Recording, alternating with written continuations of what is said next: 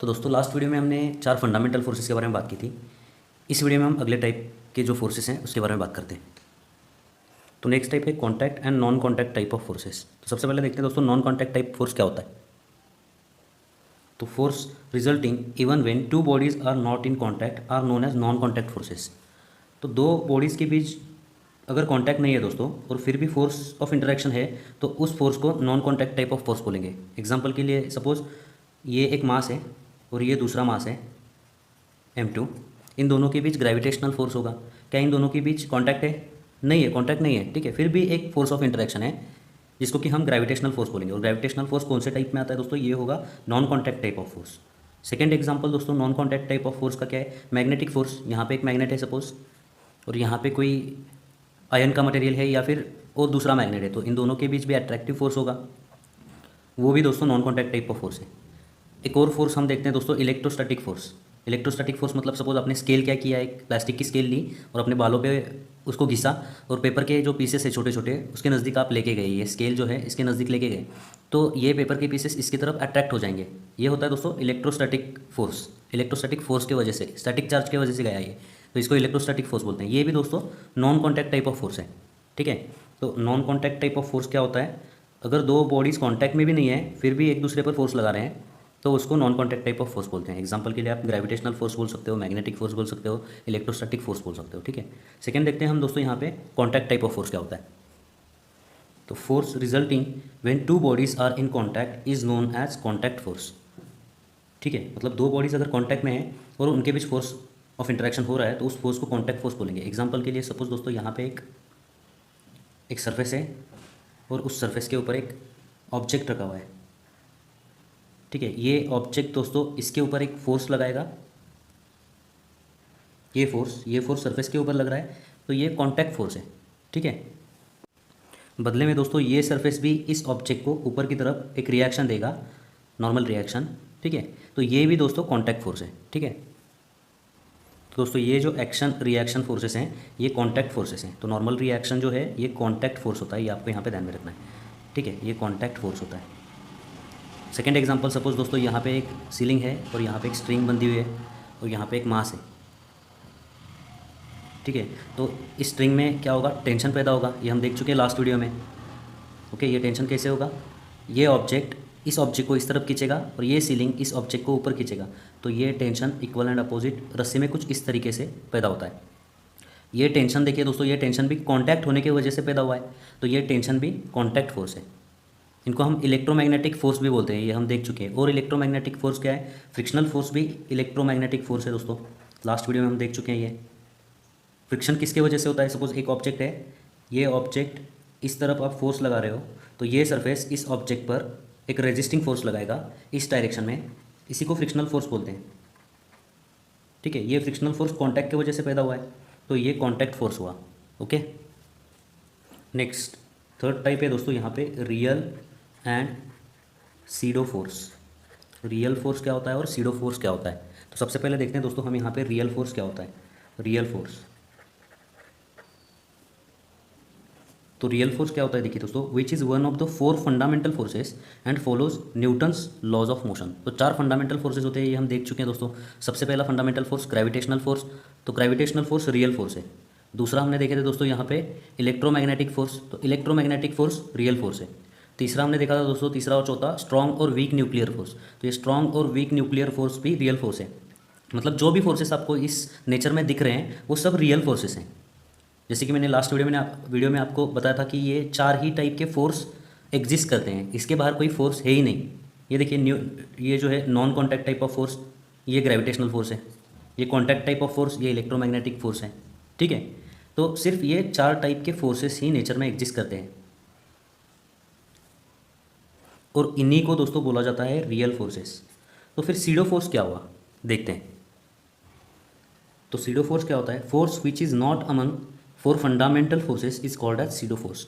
तो जो फोर्स दोस्तों इन 4 फंडामेंटल फोर्स के अलावा होता है या इनके बाहर होता है, इनमें से कोई फोर्स नहीं होता, उसी को सीडो फोर्स बोलते हैं। तो सीडो का मतलब है दोस्तों फेक फोर्स। तो एक्चुअली इस फोर्स को हम कंसिडर क्यों करते हैं दोस्तों, क्यों करते हैं और कब करते हैं? तो सीडो फोर्स को हम दोस्तों non inertial frame of reference में कंसिडर करते हैं। नॉन इनर्शियल फ्रेम में हम इसको कंसिडर करते हैं।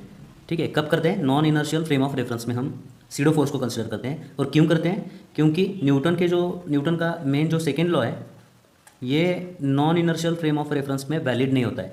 तो इसको वैलिड करने के लिए हम एक एक्स्ट्रा फोर्स कंसिडर करते हैं जिसको कि सीडो फोर्स बोलते हैं या फिर फेक फोर्स बोलते हैं। उसको हम non inertial frame of reference में एज्यूम करते हैं न्यूटन का जो सेकेंड लॉ है इसको वैलिड करने के लिए। तो ये सीडो फोर्स होता कितना है? ये होता है मास इंटू एक्सेलरेशन जितना, m इंटू ए जितना। m mass of the body और a मतलब एक्सेलरेशन ऑफ वो जो फ्रेम है उसका एक्सेलरेशन होगा। ठीक है, और ये दोस्तों किस ऑब्जेक्ट पर लगता है? जिस ऑब्जेक्ट का स्टडी आप करते हो उस ऑब्जेक्ट पर लगता है। और किस डायरेक्शन में लगता है? ये जो एक्सेलरेशन है उसके अपोजिट डायरेक्शन में लगता है, मतलब ये -ma जितना फोर्स बॉडी पे लगता है। ठीक है, इस चैप्टर के सेकेंड वीडियो में हम ये कंसेप्ट देख चुके हैं। ठीक है, फिर से एक बार मैं आपको सीडो फोर्स क्या होता है और ये non inertial frame of reference में क्यों है हम कंसिडर करते हैं इसके बारे में डिस्कशन करते हैं। तो दोस्तों ये जो सीडो फोर्स है इसको हम non inertial frame of reference में यूज़ करते हैं। इनर्शियल फ्रेम ऑफ रेफरेंस में हम इसको यूज़ नहीं करते हैं। तो इसको समझने के लिए हम यहाँ पे कुछ एग्जांपल्स देखते हैं जिसको कि हम इस चैप्टर के सेकेंड वीडियो में देख चुके हैं। फिर से एक बार देखते हैं दोस्तों यहाँ पे। तो सपोज़ दोस्तों यहाँ पे एक लिफ्ट है, ये एक लिफ्ट है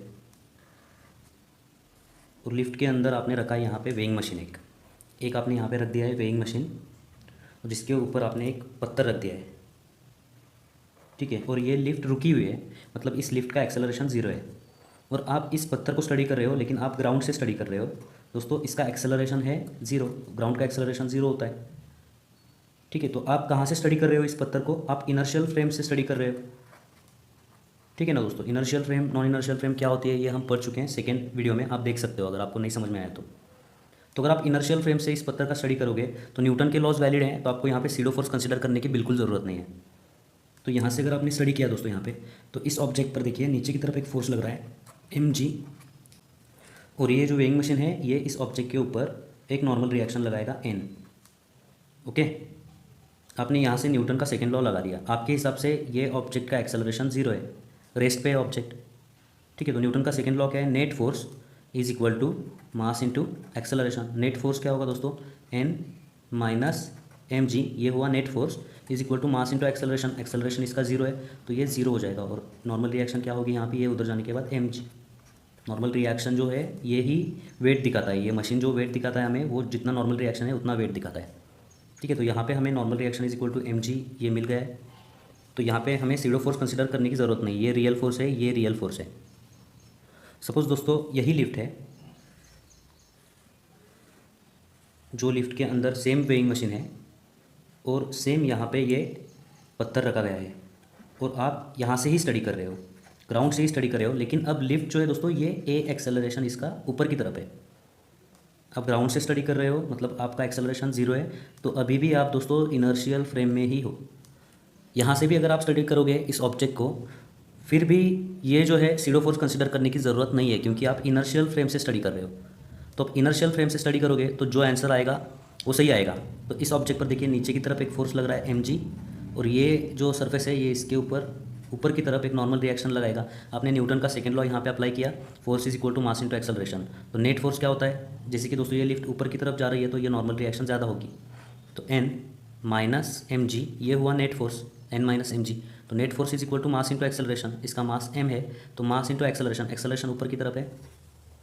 तो यहाँ पे नॉर्मल रिएक्शन की वैल्यू कितनी आएगी? नॉर्मल रिएक्शन की वैल्यू आएगी यहाँ पे देखिए ये mg उधर जाने के बाद mg प्लस ma, तो ये आपको यहाँ पे मिल गया दोस्तों नॉर्मल रिएक्शन। मतलब जो पत्थर का वेट है, अगर लिफ्ट ऊपर जा रही है तो ये पत्थर का वेट जो है थोड़ा सा बढ़ जाएगा। एक्सेलरेशन से अगर एक्सेलरेशन ऊपर की तरफ है तो पत्थर का वेट थोड़ा सा बढ़ जाएगा, एक्सेलरेशन नीचे की तरफ है तो पत्थर का वेट थोड़ा सा कम होने वाला है। ओके, तो अगर आप इनर्शियल फ्रेम ऑफ रेफरेंस से पढ़ रहे हो दोस्तों तो आपको यहाँ पे सीडो फोर्स कंसिडर करने की बिल्कुल ज़रूरत नहीं। सीडो फोर्स कब कंसिडर करना पड़ता है? अगर आप इसी ऑब्जेक्ट को जो कि ए एक्सेलरेशन से ऊपर जा रहा है यहाँ से स्टडी करोगे, तब आपको यहाँ पे सीडो फोर्स कंसिडर करना पड़ेगा। क्यों? देखिए यहाँ पे हम यही लिफ्ट कंसिडर करते हैं, लिफ्ट सेम ही है, यही लिफ्ट है।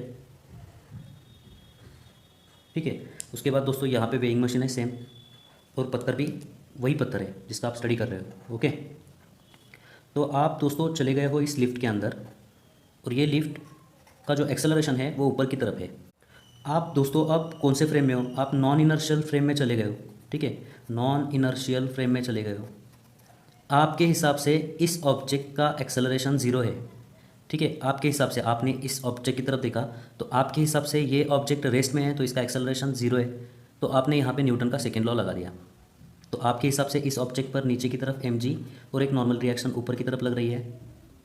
ठीक है, तो नेट फोर्स क्या हुआ, n माइनस mg, ये नेट फोर्स हुआ आपके हिसाब से, is equal to mass into acceleration. आपके हिसाब से दोस्तों इसके ऊपर एक्सेलरेशन, इसका एक्सेलरेशन 0 है तो यहाँ पे 0 आ जाएगा, तो n is equal to mg आएगा।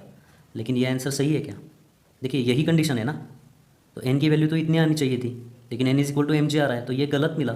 Non inertial frame of reference में आपने न्यूटन का सेकेंड लॉ लगाया तो आंसर गलत आ रहा है। तो इस आंसर को करेक्ट करने के लिए हमें क्या करना पड़ेगा, हमें सीडो फोर्स कंसिडर करना पड़ेगा। सीडो फोर्स एक्सेलरेशन के अपोजिट डायरेक्शन में लगता है और उसकी वैल्यू होती है m इंटू ए। ठीक है, एक्सेलरेशन इस डायरेक्शन में है तो m इंटू ए सीडो फोर्स इस डायरेक्शन में लगेगा, इस ऑब्जेक्ट के ऊपर, ये है सीडो फोर्स m इंटू ए। अब दोस्तों न्यूटन का सेकेंड लॉ लगाइए इस पर। आपके हिसाब से ये ऑब्जेक्ट रेस्ट पे है तो इसके ऊपर दो फोर्सेस रियल हैं, एक आपने सीडो फोर्स कंसिडर किया है। क्यों? क्योंकि न्यूटन का लॉ जो है सही आने के लिए। ठीक है, तो यहाँ पे देखिए दोस्तों, अब आपके हिसाब से ये रेस्ट पे है तो यहाँ पे हम न्यूटन का लॉ लगाते हैं। तीन फोर्सेस आपको यहाँ पे कंसिडर करने होंगे, तो नेट फोर्स क्या होगा, n minus mg minus ma, n minus mg minus ma is equal to क्या होगा, मास इंटू एक्सेलरेशन। आपके हिसाब से इसका एक्सेलरेशन तो है ही नहीं तो 0 होगा, तो n की वैल्यू क्या होगी यहाँ पे mg, ये उधर जाने के बाद प्लस हो जाएगा mg प्लस ma। ठीक है, अब आ गया आंसर करेक्ट। देखिए ये आंसर और ये आंसर करेक्ट है। ठीक है, तो सीडो फोर्स हमें सिर्फ non inertial frame of reference पे लगाना होता है क्योंकि न्यूटन का जो लॉ है उसको वैलिड करने के लिए। तो दोस्तों ये रियल फोर्स और सीडो फोर्स का कंसेप्ट यहाँ पे खत्म होता है। अब दोस्तों हमें कुछ एग्जांपल सॉल्व करने हैं जिसके लिए हमें रिजल्टेंट फोर्स कैसे कैलकुलेट करते हैं इसको पढ़ना होगा। ठीक है, रिजल्टेंट फोर्स मतलब नेट फोर्स कैसे कैलकुलेट करते हैं। दो फोर्सेस होंगे तो कैसे कैलकुलेट करना है, 3 4 5 फोर्सेस होंगे तो आप रिजल्टेंट फोर्स या नेट फोर्स कैसे कैलकुलेट करोगे। तो दोस्तों इसको हम नेक्स्ट वीडियो में पढ़ेंगे और उसके साथ उसके ऊपर कुछ एग्जांपल्स भी सॉल्व करेंगे। ठीक है दोस्तों, मिलते हैं आपसे अगली वीडियो में। धन्यवाद।